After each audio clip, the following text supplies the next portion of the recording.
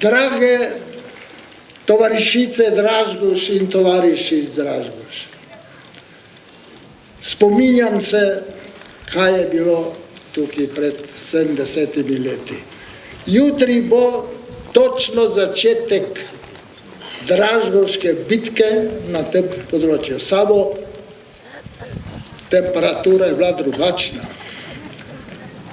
Bilo je snega, bilo je tudi mraza. Snega okrog 2 metra, mraza 25 do 27. 3 dni no so morali nekaj povedati, da mi smo prišli v Dražgoše 1. januarja 42. leta iz Poljanske doline, kjer smo se udeležili tudi tako zvane ustaje v Poljanski dolini. Po našem prihodu smo 8 dni mirno živeli, se spočili, najedli, ogreli se in tako naprej. In v noči iz 8.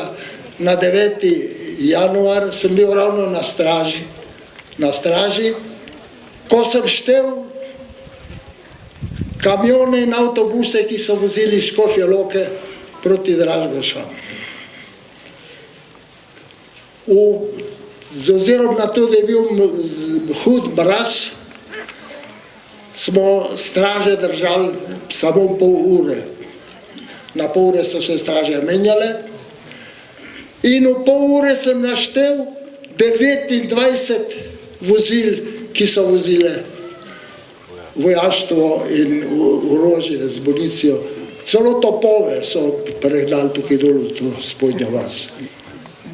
No in tako se je potem začelo in to je trajalo 3 dni. Teh 8 dni, ki smo tukaj bili, moram reči, da so komandni kader bataljona in čet zelo koristno uporabili za razgovore z domačini, ki so nas, moram reči, zelo prijetno sprejeli in tudi presenetili v času borbe.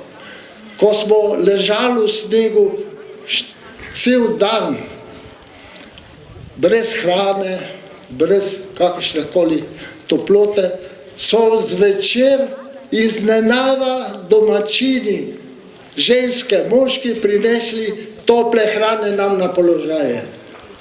Tega ne bom nikdar pozabil in to je taka hvaležnost bila z naše strani, da je nepopisno. To je eno.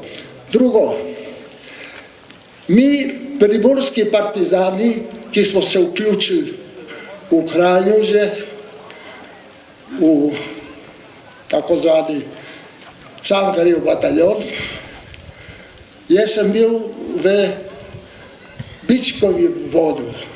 Bičkova skala je tam gor, je zastava, visi. Pod skalo sem bil z mitraljezom 2 dni, 3. dan so me pa potehnili tudi mene na skalo, zaradi tega, ker so iz Jamnika pa neki smučari v belih haljah prišli.